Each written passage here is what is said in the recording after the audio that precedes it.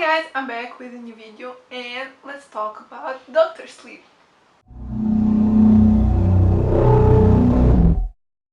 So first of all, happy Halloween. I'm filming this on Halloween. I'm also posting this on Halloween, so yeah, happy Halloween everybody. Um, I'm not in my costume yet. I'll get into that in the end of the day and I'll post it on my Instagram. But yeah, today we're here to talk about Doctor Sleep. You all know that this was one of my most anticipated movies of the year.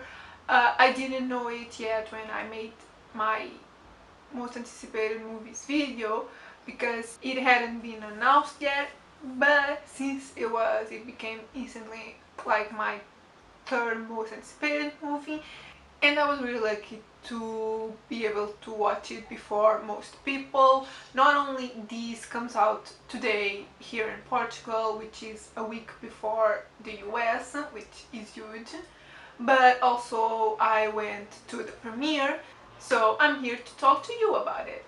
If you don't know what Doctor Sleep is about, it's basically the sequel to The Shining, where we follow Danny as an adult trying to help another girl that also has The Shining.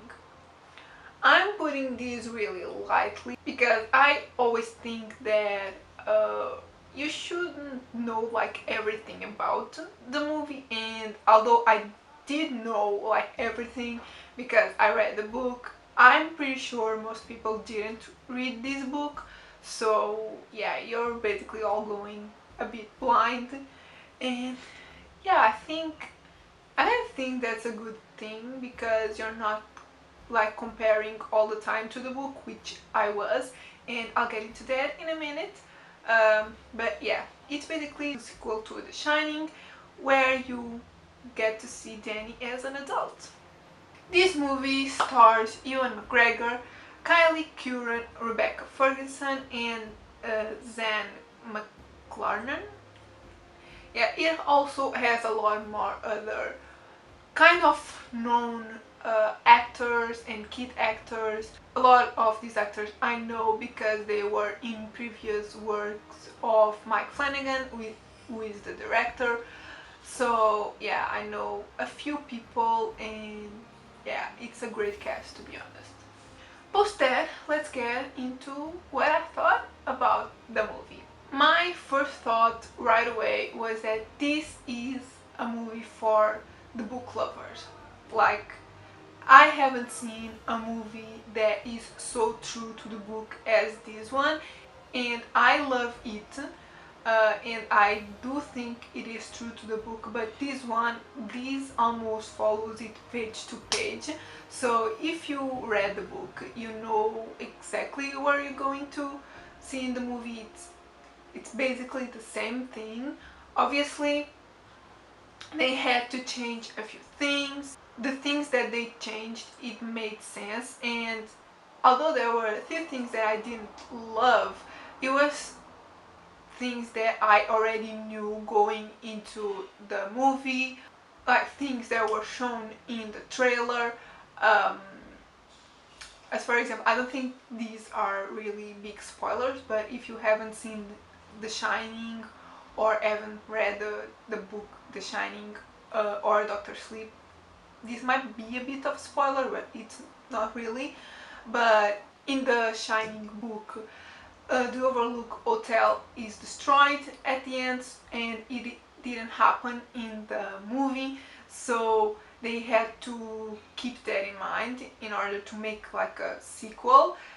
And the other thing that they changed was that the main girl, Aberstone, she is black in the movie and she's white in the book, and that wouldn't bother me if there wasn't like a plot point in the book. So yeah, but they basically erased that storyline from the movie, so I guess it doesn't matter.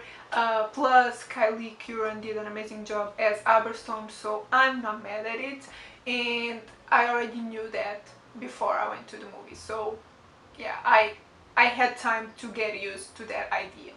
Apart from that, I think they did an amazing job as trying to play homage to all three things: the movie, The Shining, the movie, The Shining, the book, as well as Doctor Sleep, the book. So they tried to make all those fans happy and just please everyone, as well as like give credit, and this just shows that uh, Mike Flanagan really cares about the source material.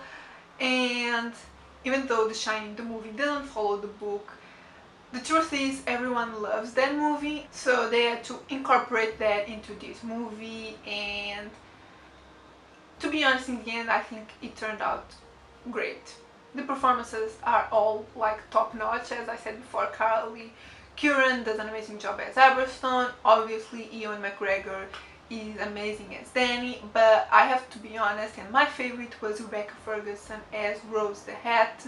She's the character that stayed like really true to the book, and Rebecca Ferguson just did an amazing job as her, as Rose the Hat. With that said, I think fans of The Shining, the movie, won't really like this movie because it's a bit different. It doesn't have the same feeling as The Shining, and it tried to make right stuff that didn't stay true to the book in the first movie, and they tried to compensate for that. And overall it's just a different feeling, and I think this is going to be like a really devising movie. I heard people in the theater saying that they didn't like this at all, and then there were other people that really liked it, so I think this is going to be a really devising movie. But yeah, I loved it. My only like little issue with it is the pacing. Sometimes I felt like it dragged a bit. It's not that there's scenes that should have been cut, because like I said, they really stayed true to the book, and everything that is there for a reason.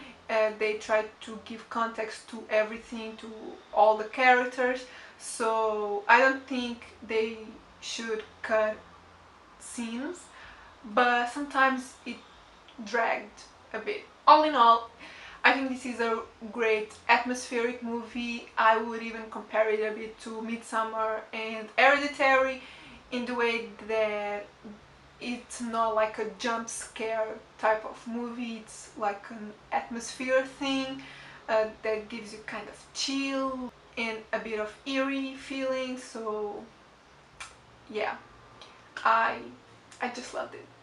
As for my scores, overall I give it a 4 out of 5.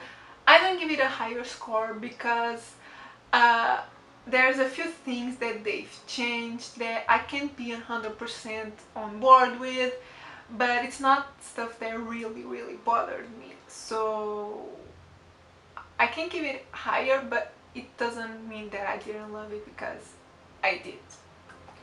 Cinematography wise, I give it a 5 out of 5. Like, this is true Mike Flanagan work. I just love his directing style, his like cinematography. The shots that he uses are like really artistic.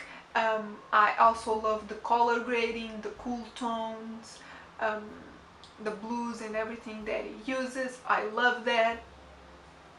And the sound design in this is also really great. The use of silence is amazing, and then there's like other sounds that it felt like they were coming from behind me, which is just amazing. And yeah, the sound and everything technical wise is great. Originality wise, I give it a 3.5 out of 5. This is not 100% original, like it's not that original. I feel like there's similar stuff, obviously. Then it's also based on a book, but again, they changed a few things that made it a bit more original. So yeah, 3.5, I think it's a good score. So yeah guys, these are my thoughts on Doctor Sleep.